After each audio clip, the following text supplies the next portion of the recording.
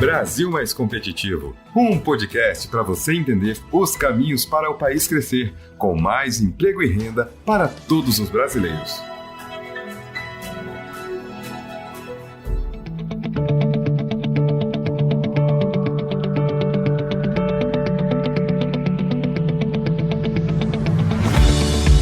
Olá, eu sou Paulo de Tarso Lira e está no ar mais um episódio BR Mais Competitivo. Esta produção é uma parceria da Frente Parlamentar pelo Brasil Competitivo com o Movimento Brasil Competitivo MBC. A ideia é apresentar os gargalos, desafios e os caminhos a serem percorridos para o crescimento e desenvolvimento da nossa nação, e discutir os 12 pontos para a redução do custo Brasil que formam o compromisso da nossa frente e do MBC com o país.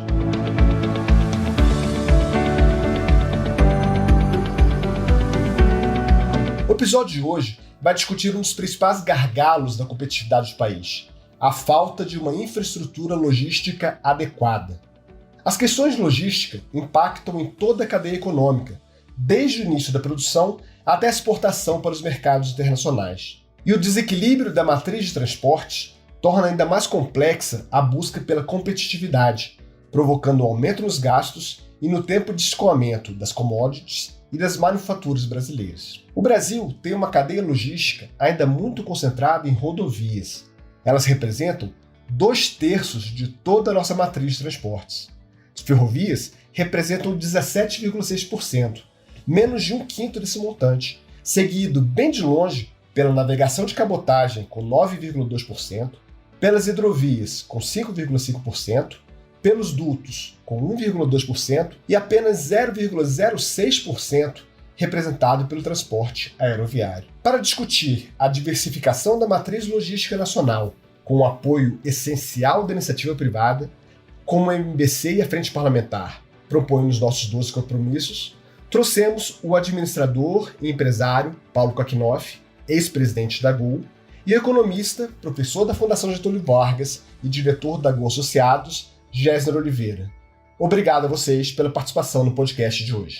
Muito obrigado, Paulo. Parabéns ao Frente Parlamentar pelo Brasil Competitivo, parabéns ao Movimento Brasil Competitivo por esse podcast absolutamente oportuno.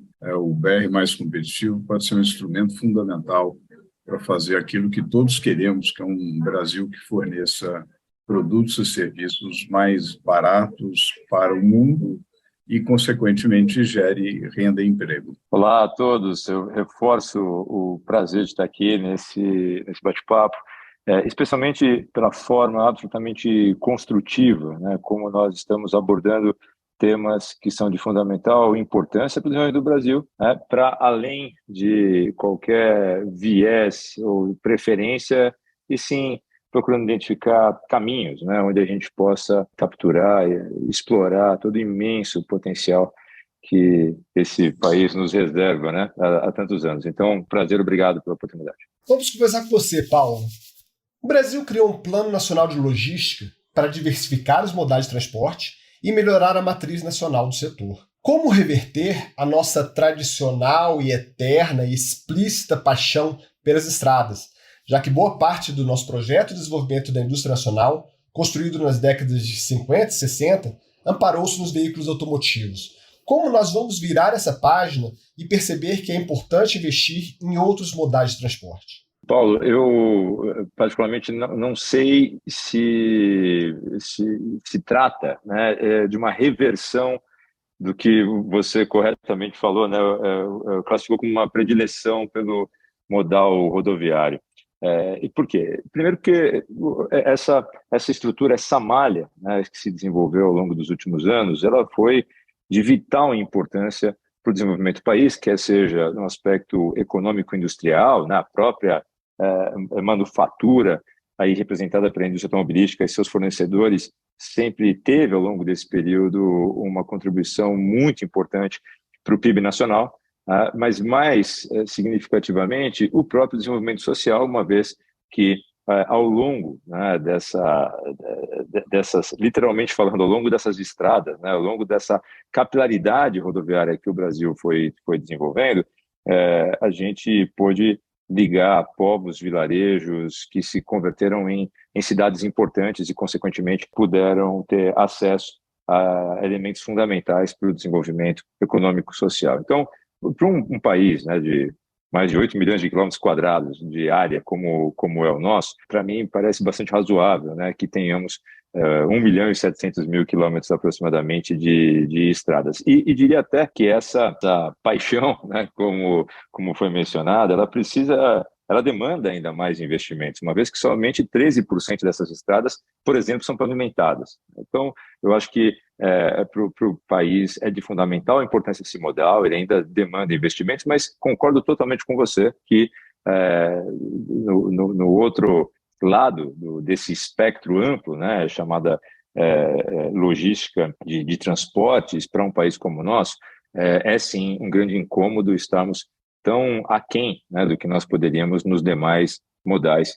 Eu colocaria o principal destaque aí para o fluvial, né, dada essa mais uma dessas inúmeras bênçãos naturais, né, que esse país recebeu, que é justamente a possibilidade de desenvolver uma malha hidroviária que já dispõe, né, daquilo que é o mais importante, que são justamente rios que podem ser explorados como vias, né? Mas nós também temos, como todo mundo sabe, uma malha ferroviária muito atrofiada, para dizer o mínimo, e vejo, né, olhando de uma forma positiva e eu diria até promissora, que finalmente esses assuntos ou esses modais, né, ao longo dos últimos anos, ganharam um nível de tração no que diz respeito aos seus respectivos desenvolvimentos que a gente não via antes, né? Porque um aspecto é eleger a importância, né, ou identificar a importância dessa diversificação. O outro é ter realmente um plano concreto, estruturado de desenvolvimento. Ele passa, em primeiro lugar, pelo estímulo à iniciativa privada. Em todos os países do mundo onde os modais alternativos ao rodoviário se desenvolveram, houve um trabalho conjunto de desenvolvimento de uma matriz, ou de um projeto para desenvolvimento dessa matriz, porém com uma atividade intensiva do capital privado para o desenvolvimento. E isso, evidentemente, começa, né, com o marco regulatório, depois com o incentivo à privatização ou até mesmo ao investimento para o desenvolvimento de novas vias. Felizmente, né, no Brasil, como eu mencionei anteriormente, essas agendas ganharam tração e eu vejo que né, um futuro bastante promissor, desde que a gente possa continuar compromissado com o aprimoramento desses arcabouços regulatórios e dessa política de desenvolvimento que realmente traga estabilidade jurídica, a regulação adequada, o nível de controle e fiscalização também, obviamente, para que essa relação, né, entre o público e o privado seja sempre pautada pela lisura, pela eficiência, mas há que se preservar esse plano de desenvolvimento, estimulando e incentivando da melhor forma, através do necessário aprimoramento com o que há de conhecimento disponível, não só tecnicamente aqui mesmo no Brasil, mas evidentemente com as boas práticas internacionais. Eu vejo que isso está indo numa boa direção, precisamos todos, né, estimular e fomentar. Essas suas palavras são interessantes, porque na verdade a gente precisa ter uma visão multifacetada das coisas, né? Não aquela velha questão, no início do século passado as ferrovias eram importantes no Brasil e depois teve toda a política de desenvolvimento das rodovias.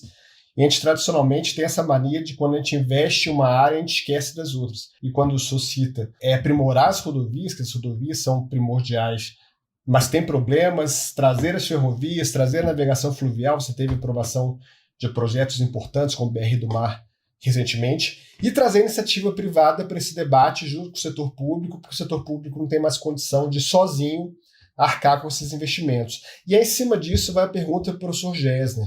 Professor, a gente sabe que o Brasil é um país de dimensões continentais, com vários problemas e realidades econômicas distintas dentro do mesmo país. Na hora da definição desses investimentos, que o setor produtivo que vai investir, que vai liberar recursos, que vai participar de disputas de concessões, de privatizações, enfim, tem interesse e opte por aqueles trechos que darão mais retorno no futuro. Como fazer para convencer os empresários a investir em trechos menos rentáveis? A emissão dos debêntures de infraestrutura, um projeto que tramita no Senado, pode ser esse caminho para tornar esses investimentos mais atraentes para o setor produtivo? Olha, Paulo, e aqui queria dizer, concordo muito com o que o Paulo Kakinoff falou, e aqui para responder a sua pergunta, eu acho que a gente pode responder em duas partes. Em primeiro lugar, eu vou começar pelas debêntures de infraestrutura, né? Nós já temos as debêntures incentivadas, que têm sido importantes, elas cresceram ao longo do tempo, é um mecanismo de poupança interessante. Porém, o projeto de lei que se encontra no Congresso pode avançar mais, sobretudo direcionando ou abrindo a possibilidade do investimento de fundos institucionais, que é bem no perfil do fundo institucional investir em infraestrutura. Aqui no Brasil, a gente tem que criar vasos comunicantes entre, de um lado, poupança de longo prazo e, de outro lado, infraestrutura, porque isso realmente vai permitir que você financie de forma mais eficiente e barata esses projetos de longo prazo que, para ocorrerem, precisam ter uma estrutura de incentivos adequada, né? Ainda falta no Brasil essa tradição de um investimento de longo prazo. Então, esse financiamento é muito importante em qualquer hipótese. Para todos os projetos de infraestrutura, essas debêntures são importantes e espero que o Congresso tome esse projeto como uma prioridade aí o ideal seria a partir de agora, mas pensando depois das eleições, qualquer que seja a nova administração, a expectativa e a esperança é que esse seja um dos projetos considerados prioritários. Agora, outra questão que você colocou, que é a questão se você me permitir, da carne de pescoço e do filé mignon, né? Então, qualquer estrada, ferrovia, ou rotas aéreas também, né, provocando aqui o Kakinoff, nós temos sempre a carne de pescoço e filé mignon. Tem aqueles trechos extremamente rentáveis, atraentes, com uma grande densidade de tráfego, e aqueles trechos que são, digamos, talvez até importantes do ponto de vista de integração nacional, porém pouco rentáveis. Uma alternativa que tem sido aplicada é uma alternativa de lotes nos quais você tem os dois, né? Você tem as rotas mais atrativas, pode ser estrada, ferrovia, etc., trechos, e aquelas menos atrativas. É uma possibilidade, é um caminho, precisa prestar atenção, e aí é muito importante, digamos, o edital, a formatação da concessão, para que você realmente tenha investimento no conjunto, porque senão o que acontece é que você come o filé mignon, esquece a carne de pescoço, não faz nada, não investe, e depois, passado algum tempo, você fala assim, isso daqui ficou inviável, eu vou devolver. Então, isso não seria uma boa solução, né? Então, você pode ter uma regulação e você pode ter um monitoramento dos planos de investimento, de tal sorte a realmente assegurar que tudo aquilo que foi previsto seja realizado, obviamente, levando em conta possíveis reequilíbrios por fatores excepcionais, mas que seja realizado. Um outro caminho, que eu acho também um caminho interessante, é o caminho de você, naquilo que é filé mignon, você ter leilões e você tem...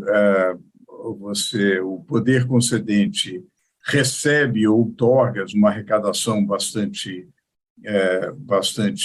generosa, que corresponde à atratividade dos ativos, e uma parte dessa outorga, uma parte dessa arrecadação pode constituir um fundo que irá financiar parcerias público-privadas para as quais haverá uma contraprestação que você vai remunerar alguém para, eventualmente, ter uma concessão ferroviária menos atraente, assim por diante. Então, você não necessariamente precisa colocar tudo em um combo e leiloar o conjunto, mas você pode separar e fazer um financiamento do ágio recebido com filé mignon, você financia um pouco a carne de pescoço. Essa também é uma alternativa interessante. Eu acho que é muito importante que haja muita transparência, que haja muito embasamento técnico para que esses leilões sejam bem-sucedidos e que a iniciativa privada possa participar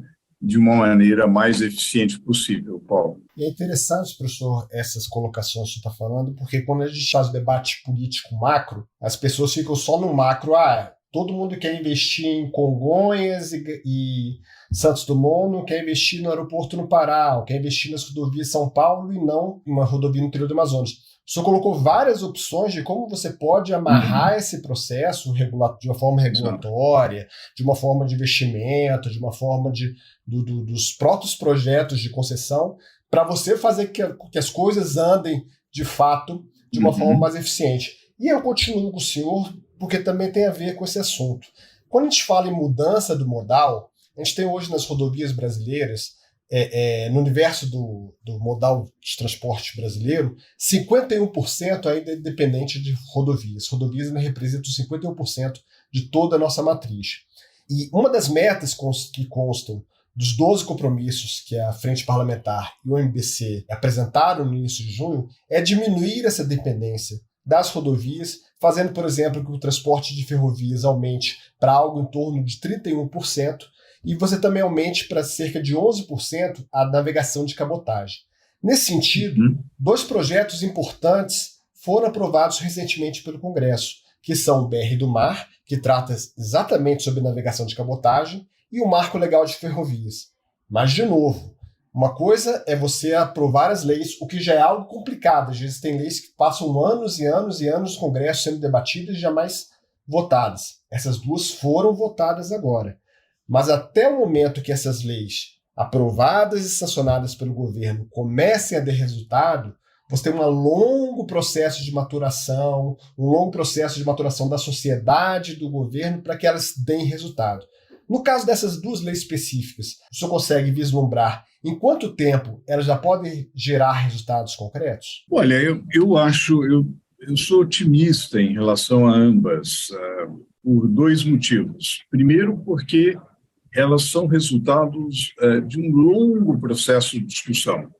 A questão da BR do Mar passou por muita discussão,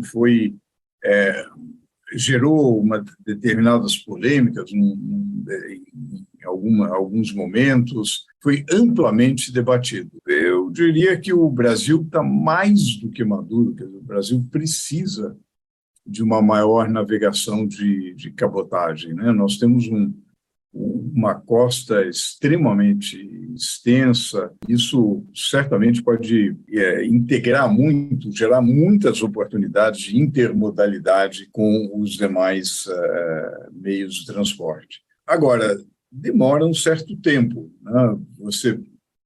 Há um incentivo a ter mais investimento, há uma previsão para ter mais investimento em cabotagem, algo que, de certa forma, já está ocorrendo, mas é algo que, digamos, demora uns 2 a 5 anos para realmente você deflagrar um processo rápido de investimento. No caso, por exemplo, do marco do saneamento, que já tinha vários investimentos já encaminhados, demorou algo como de 1 ano e meio a 2 anos para você ver investimentos que são resultado de um novo marco, né? No caso das ferrovias, as intenções de investimento com a introdução do regime de autorização, fruto do novo marco ferroviário, as intenções de investimento são enormes, quer dizer, aquilo que foi levado ao governo em termos de intenção de investimento supera 100 bilhões de reais. E realmente as carências em ferrovias são enormes, né? Você tem cerca de 30 mil quilômetros de ferrovia, que não é nada para o Brasil, e realmente há uma percepção de que você pode ter corredores extremamente eficientes, né, e que vão abrir novas rotas aí para as mercadorias e, de novo, com muita intermodalidade. Quer dizer, não é que a ferrovia vai desbancar os outros modais, pelo contrário, vai justamente estimular o conjunto dos modais, né, de forma que a gente deseja, de forma muito integrada. Eu esperaria um boom de investimento, tanto em ferrovias quanto em cabotagem. Agora, com o hiato temporal, sobretudo em ferrovias, o hiato é grande, porque o capital fixo e a maturação o capital fixo é muito elevado e a maturação é muito longa. Então, diria que a gente vai começar a ver resultados práticos realmente de 3, 5 anos. São coisas que a gente vai ver na próxima década, a gente vai ver uma mudança grande da nossa matriz de transporte. Eu acho interessante também, quando o senhor coloca isso, essa visão de complementaridade.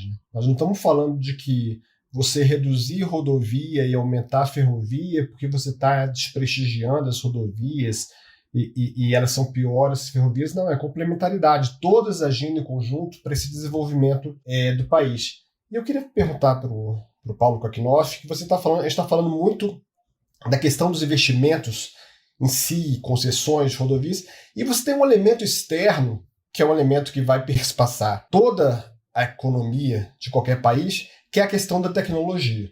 A gente entrou recentemente no país, ainda está na fase de implantação, algumas capitais estão efetivamente conseguindo implantar o 5G, mas também é um elemento externo que vai influenciar e impactar decisivamente no sistema de transportes do país, de infraestrutura. Na sua opinião, qual o impacto da entrada de operação do 5G e de regras de sustentabilidade na matriz logística brasileira? O nosso país está preparado para pensar a infraestrutura de transporte dentro desses conceitos modernos de desenvolvimento? Preparado é um conceito relativo no seguinte sentido, né? As pessoas ouviram falar de 5G pela primeira vez nos últimos 4 anos. Então, há uma fase de educação tecnológica sobre o tema, né? Para um país de 200 milhões de pessoas, é razoável se admitir que uma tecnologia tão nova ainda não seja familiar para a grande maioria da população, né? Então, eu vejo que existe, sim, uma capacidade técnica aqui instalada, né? Que ela é latente à medida que as pessoas possam ter maior familiaridade com o que o 5G realmente proporciona e, a partir daí, então, dar invasão, né, às soluções tipicamente criativas, né, do povo brasileiro, e não tem nada de intuitivo aqui, né? Quando a gente fala de infraestrutura, nós estamos falando de ciência, talvez seja um dos poucos temas, né, onde haja um percentual menor de controvérsia hoje num país caracterizado pela polarização de ideias, né? A infraestrutura não, a infraestrutura é engenharia, é conhecimento técnico. Assim sendo, né, à medida que se tem, então, acesso a uma ferramenta mais poderosa, a um equipamento mais capaz, né, que é justamente o que o 5G nos proporciona, todo o nosso histórico técnico de engenharia no Brasil, lidando, né, com diversas adversidades, alcançará um novo patamar. Então, eu tenho particularmente uma expectativa muito positiva, né, do que será o uso dessa ferramenta, que, por si só, já é um investimento de infraestrutura significativo, né, o próprio 5G.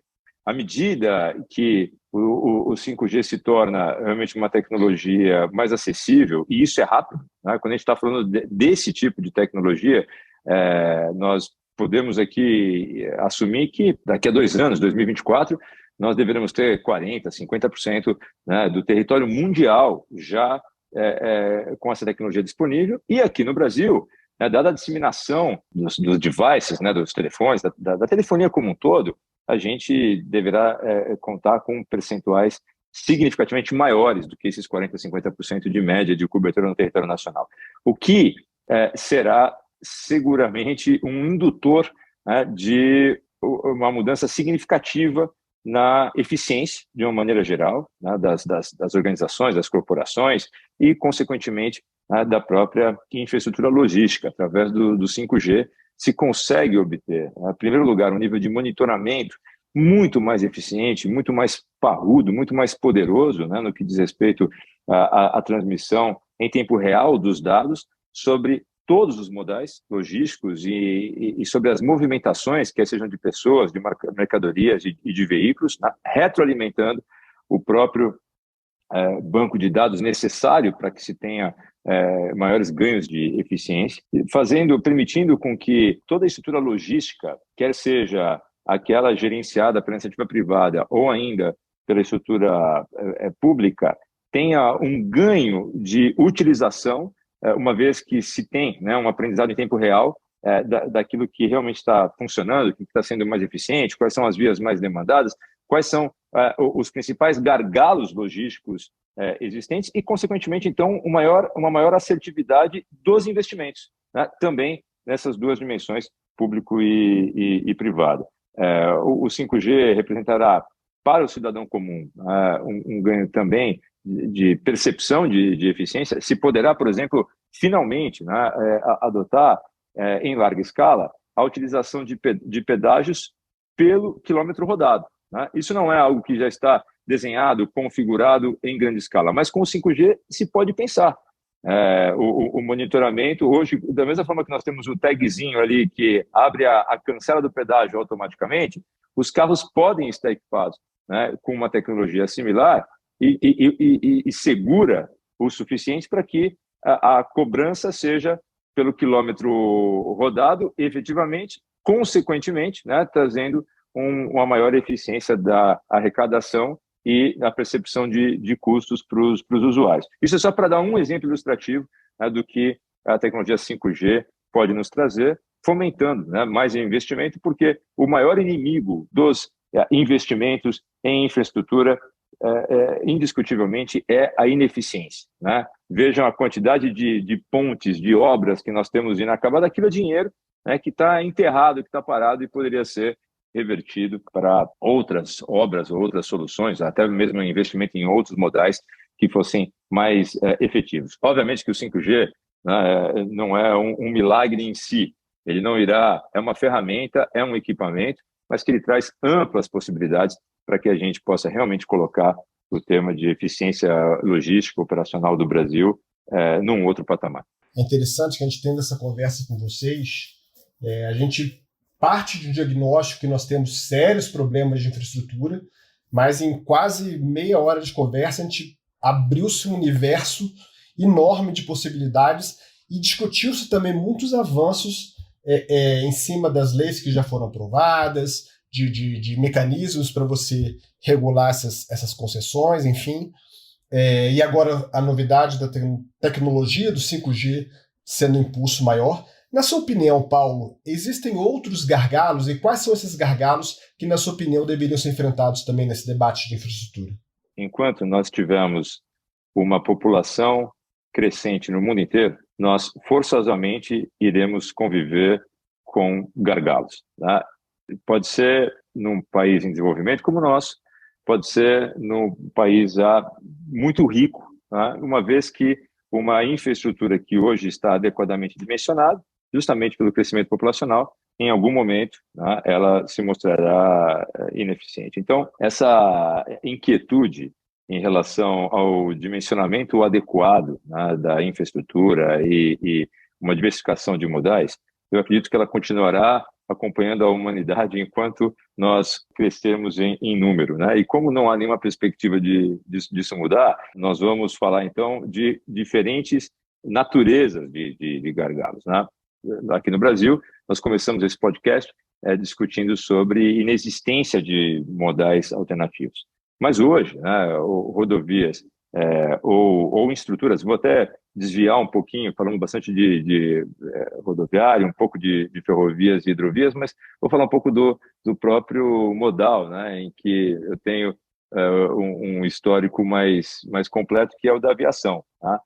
Eu me lembro quando, na década de 80, viajando de carro de São Paulo para o Rio de Janeiro, passando ali em frente, perto do aeroporto de Guarulhos, né, meu pai comentou comigo, falou, nossa, acabaram de construir mais um elefante branco, é um absurdo, isso que está sendo feito. Eu li no jornal que esse aeroporto terá somente 20%, 30% da sua estrutura utilizada, né? E quis o destino que quando eu viesse a trabalhar, né, entrar no mercado profissional, eu convivesse justamente com o oposto nesse mesmo aeroporto. Pré-privatização, o aeroporto de Guarulhos apresentava gargalos importantes. Do ponto de vista de tempo transcorrido entre essa conversa ali da minha infância até a minha vida profissional, a gente está falando de 20 e poucos anos. Né? Na perspectiva de infraestrutura, isso não é nada. A gente precisa também, né, conviver com esses investimentos que no primeiro momento aparentam ser superdimensionados, mas que logo ali na frente, né, se as coisas saírem como esperado, e o que é o esperado praticamente em todos os países, né, pelos políticos, pelos governantes, pela população de maneira geral, é que a economia vai crescer, né, que o número de habitantes também irá crescer. Essa busca incessante pela estrutura logística ideal do hoje e do amanhã é um dos maiores desafios, né, de gestão, tanto na esfera pública quanto na esfera privada, que a gente pode alcançar. E é inescapável, né, que a condução do tema seja feita por preceitos com base em conceitos técnicos, né? Não faltam informações disponíveis para isso, e aí sim a gente pode fazer uma diferenciação saudável, né? Que é quais são as soluções de infraestrutura adequadas para os diferentes países, culturas e população. Aqui no Brasil, por exemplo, não faz muito sentido a gente falar, né, dada a topografia, o custo por quilômetro construído de trem-bala, né, trem de alta velocidade, por exemplo, quando nós temos outras necessidades mais prementes e soluções economicamente falando, mais importantes, mais interessantes, né? Em muitos casos, o quilômetro rodado por um trem de alta velocidade é mais caro do que o quilômetro voado, né? E justamente em localidades onde a topografia não é tão plana, onde a geografia não favorece. Então, num país como o Brasil, né, vis-à-vis a outros mercados mais desenvolvidos, nós temos que ter uma agenda de desenvolvimento que leve em consideração as nossas características naturais, a nossa própria vocação e a capacidade técnica aqui instalada, que é sim muito elevada para países com as características que nós temos aqui, quer seja de clima, de solo, de topografia, né? E em especial de potencial e capacidade econômica para esses desafios. E para encerrar essa resposta sobre os gargalos aqui no Brasil, os principais, eu vejo que eles estão não coincidentemente associados à falta de continuidade entre os governos, né, de um planejamento que parta da mesma matriz conceitual, né? Essas consecutivas mudanças que nós temos, pode ser na esfera municipal, na estadual ou na federal, né, ao longo das décadas, no que se entende ser, né, o plano adequado de desenvolvimento da infraestrutura, produz diversos efeitos colaterais, sendo o mais visível deles os gargalos, né, justamente porque são investimentos de longo prazo, você não tem, muitas vezes, na maioria das vezes, né, na própria gestão onde o investimento é decidido, se tem o efeito prático dessa construção. Portanto, é fundamental, né, deveria ser, uma discussão ampla, envolvendo toda a sociedade, para que um plano de desenvolvimento de infraestrutura possa perpassar diferentes governos, né, e, com isso, produzir um resultado que não seja caracterizado por obras inacabadas ou por gargalos de infraestrutura que já são previsíveis nesse momento. Professor Gessner, diante de todos esses enormes desafios, o senhor acha que o Brasil tem condição, do ponto de vista social, fiscal e regulatório, para dar esse salto que a gente está falando aqui, que a gente espera que o Brasil dê nos próximos anos? Olha, Paulo, eu não tenho dúvida que sim. Eu acho que eu colocaria que a infraestrutura, de certa forma, constitui uma grande tragédia, dadas as carências que nós temos, né? A gente investe cerca de 2% do PIB em infraestrutura contra algo que deveria ser no mínimo o dobro, algo entre 4% e 5%, para que a gente elimine as nossas carências, né? Então, é uma grande tragédia social, porque quando você não tem infraestrutura, ou ela é muito carente, cai a produtividade da mão de obra. E quando cai a produtividade da mão de obra, cai o salário. e a renda das pessoas. Então, eu diria assim, do ponto de vista social, é um imperativo desenvolver a infraestrutura, né?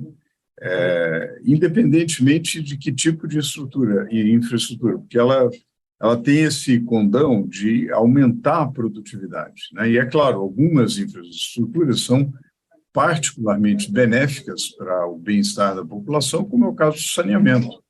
Não, o saneamento básico tem um impacto muito importante sobre saúde, sobre educação, sobre meio ambiente. Agora, essa tragédia é, ao mesmo tempo, uma grande oportunidade. Se o Brasil quiser voltar a crescer de forma sustentada, e não um crescimento assim com voos de galinha, mas realmente um crescimento sustentado, uma fronteira de expansão indispensável é a infraestrutura. O investimento em infraestrutura tem esse duplo efeito: ele aumenta a oferta agregada, aumenta a produtividade e aumenta a demanda agregada. Então, todas as simulações que a gente tem feito com matriz insumo-produto, para ver o impacto que isso gera no PIB, é que o vetor de investimento em infraestrutura tem um impacto enorme. Então, do ponto de vista social, não há dúvida, é mais do que uma oportunidade, é um imperativo. Do ponto de vista fiscal, eu não tenho dúvida, olhando de um lado as necessidades de investimento e, de outro lado, olhando a situação dos estados, dos municípios, do governo federal, situação das contas públicas, o governo não tem o dinheiro necessário para investir em infraestrutura. É muito importante que o investimento público aumente. Hoje ele está num recorde de baixa. É fundamental que ele aumente, porque ele estimula, complementa, vai junto com o investimento privado, mas não dá para pensar que o Estado vai investir em aeroportos, em ferrovias, em portos, em saneamento, assim por diante. O Estado não tem esse recurso, deveria focar esse recurso em segmentos como educação, saúde, nos quais o retorno social seria maior. Então, nós temos que trazer o investimento privado. Então, a gente tem que conciliar a situação fiscal com essa atração do capital privado. E daí a gente vai para o seu terceiro aspecto. Você falou social, o fiscal e o regulatório. Para que o investimento privado ocorra, é essencial haver previsibilidade, haver segurança jurídica, haver regras estáveis, transparentes, né?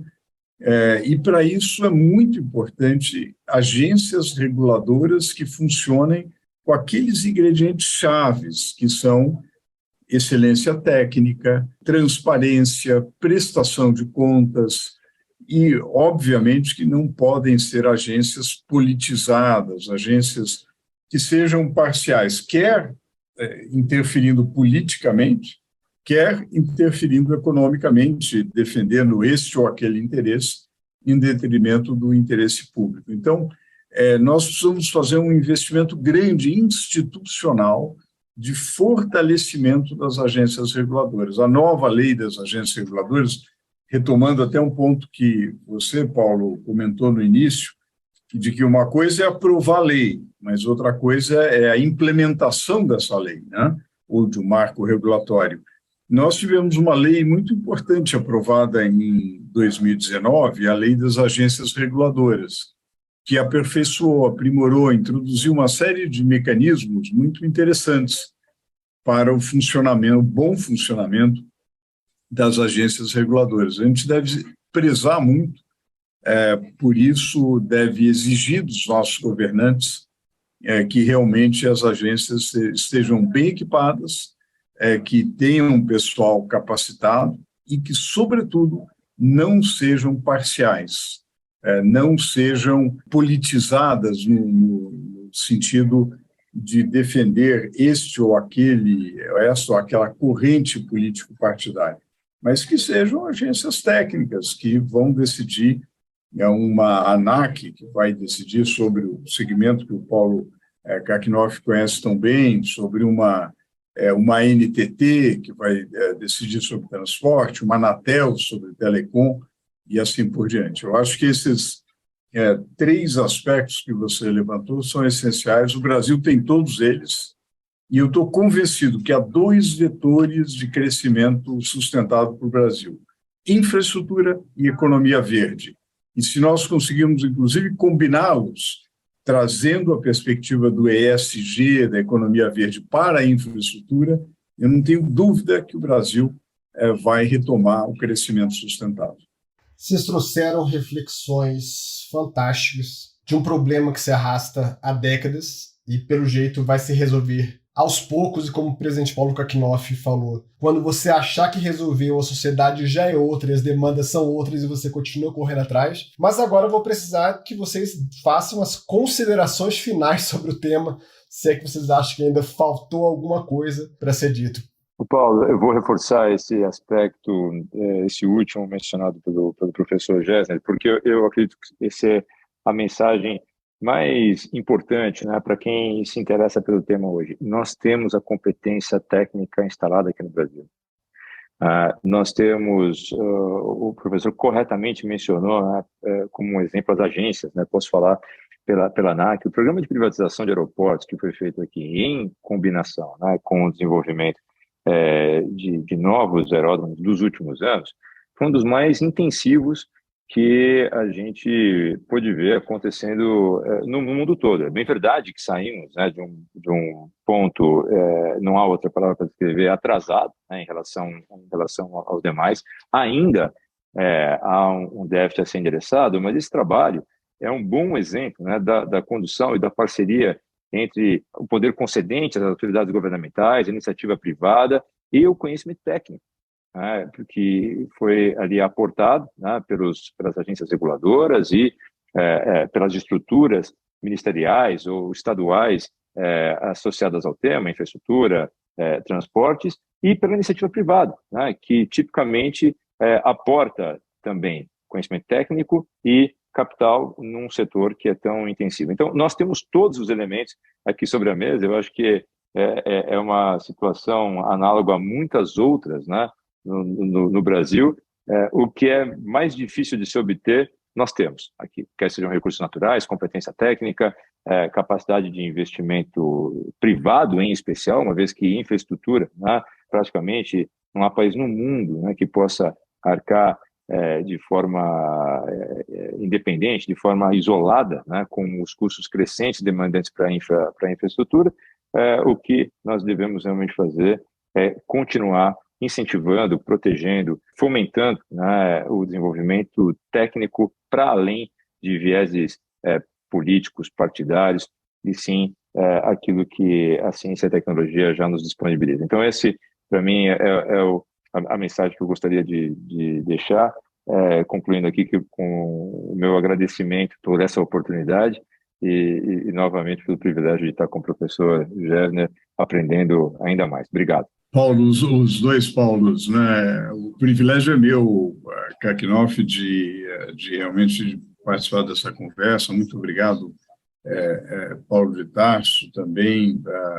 Acho que talvez vocês realmente, esse podcast trata daquele tema que é crucial para a retomada do crescimento, realmente para a redução do custo do Brasil, retomada do crescimento. E eu acho que, como país emergente, o Brasil ele pode beber de várias fontes, né? Nós temos uma fonte importante a qual nós estamos muito ligados, cultural, historicamente, que é aos países ocidentais, aos países que fazem parte da OCDE.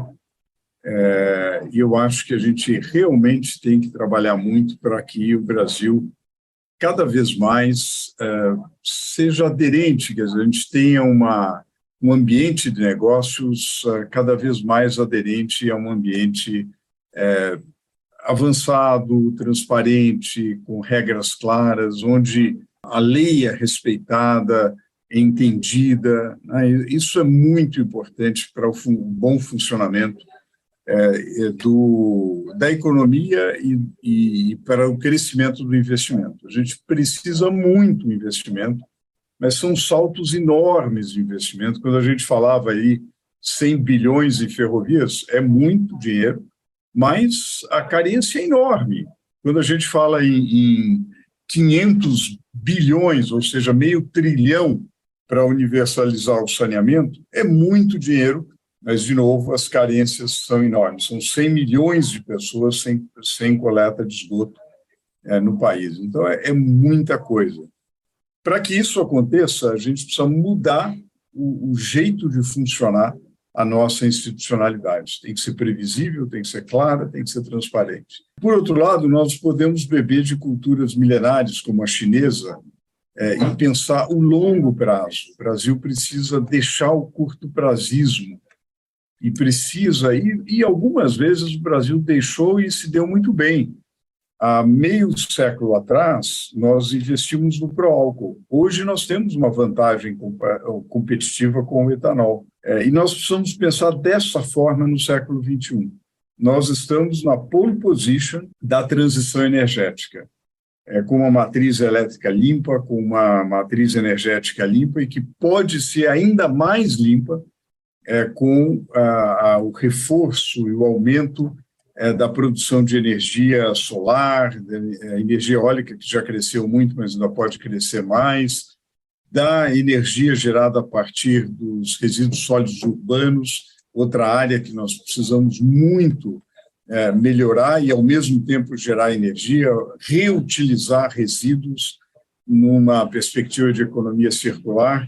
Ou seja, tem tudo para ser feito no Brasil e eu acho que essa discussão que vocês trazem no podcast é essencial para que a gente realmente se coloque nesse caminho, né? Um caminho de construção de médio prazo, com visão de planejamento e, ao mesmo tempo, com regras claras e muito aderentes à institucionalidade da OCDE. Muito obrigado novamente pela oportunidade de participar desse papo tão interessante.